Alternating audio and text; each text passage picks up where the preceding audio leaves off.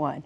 Welcome back to the Weather Authority Weekend Show. I am meteorologist Michelle McCormick, and joining me right now is my husband, Florida Poison Control extraordinaire, the poison guy. This is Mike McCormick.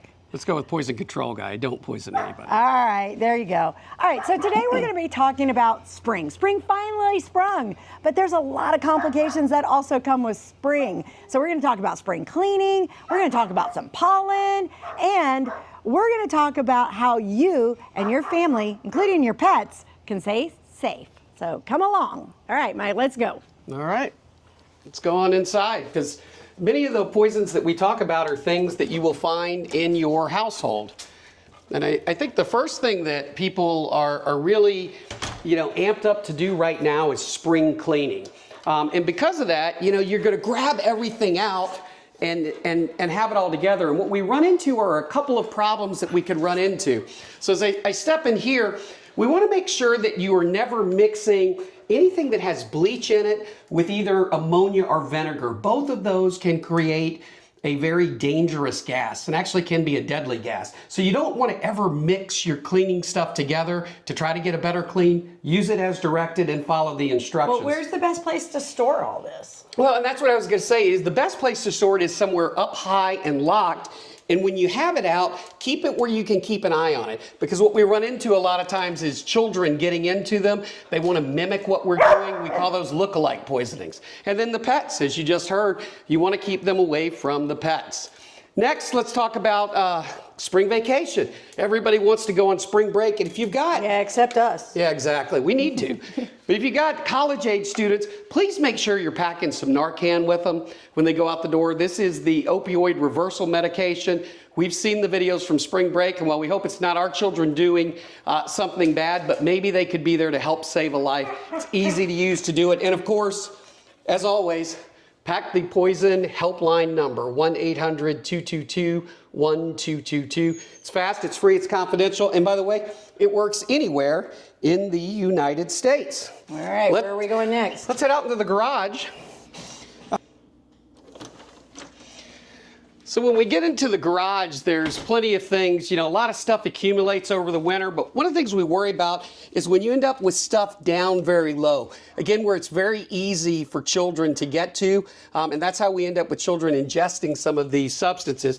So what we really want you to do, if we can come all the way down here and up high, is we want a shelf so that you can get stuff way up and out of the way. And when we look at things like, your weed killer, even windshield wiper fluid, antifreeze, the gasoline for your lawnmower, any of that stuff, we want to get up and away. And when it comes to your pesticides, if you're going to be out spraying for weeds, one of the things we really want you to do is wear long pants. And I know that's hard sometimes in Florida because it's hot, but also make sure that you're using proper eye protection, and then definitely use some gloves. And if it's a really windy day, put off spraying until the next day to be able to go get it. So let's come on out here. I think we're all seeing it. Oh, the pollen. Yeah, you get it all the time. You can see how bad it is right here. So everybody's allergies are going crazy right now, and so that gets us all into the allergy medications. And what we really worry about here is a lot of times we don't treat these because they're over the counter the same way that we would treat like a prescription medication. So what we want to do is make sure that that medication is put up and away, that best practice is not to dose yourself in front of your children, because again, a lot of times they want to mimic what we do. So if you could keep it up and away, and I really worry about like the pink ones, like a Benadryl. Yeah, they're little. They look like a Skittle or even a Chiclet or something. Exactly, yeah. They look like candy. Yeah. So the kids will definitely want to get into that. As we start out into the yard, especially early in the season, and I want to stress this, it's always snake season in Florida, all year round. Yeah. But we start this time of year is when we start to see more snakes coming out. So if you're going to come out to work, especially try to come out, maybe make a little bit of noise to potentially scare something away. Make sure you're really looking before you reach underneath. And again, the best case, I would make sure that you definitely have your gloves when you're doing that. Any sort of protective equipment is best when it comes to that. But it's not just the snakes, it's also bees, wasps, ants. We run into all of those as we get out here. So we want to make sure that you're thinking about things like bites and stings, and those are all reasons that you can call poison control. We can help out with that. You went on to the generator. Spring storms knock power out. This is not the place to keep your generator. It's too close to that door. So this is an example of what not to do. Exactly, what not to do, but we don't have it turned on right now. Right. But if we were going to turn it on, we need to pull this out and measure, and it needs to get 20 feet from the structure of the house so that you can make sure that carbon monoxide doesn't go back into the house. It is an odorless, colorless gas. Make sure that you check your carbon monoxide detectors. If you haven't, make sure the batteries are up to date and working, because this is a danger that we see as we start to run into spring storms. You know, the other thing with the plants is know what your plants are, because what we run into sometimes with children is they'll eat plants. And when you call us and you say, my child just ate a plant, if you can't tell us what kind it is, it's difficult to help. Well, there's a lot of spring planting going on right now, too. Everybody wants their spring flowers, right? Yeah, before we step back there, by the way, you can always take a picture of the plant and call us. Or call us, and then you can text us the picture to help identify it. The other thing, in areas like this, sometimes we get mushrooms. So before you let your kids out and your pets out, check the area out. If you see them, put some gloves on and remove the mushrooms, because we don't want that to potentially end up with somebody ingesting. Thankfully, we don't have any mushrooms at the moment, but we've had them. Yeah, we definitely have them. You know, as we get out in the sun, we see another realm of dangers that start to come in.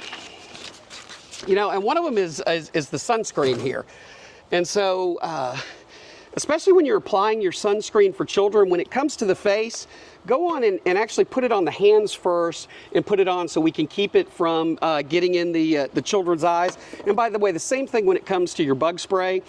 When you get outside, put it on the hands first before you put it on the face so that we can keep it out of eyes, mouth, things like that. For DEET, remember, not for children under 2 months old. We don't want to do it. And then when it comes to sunburns, if you have open skin, sometimes this product can work a little bit too good.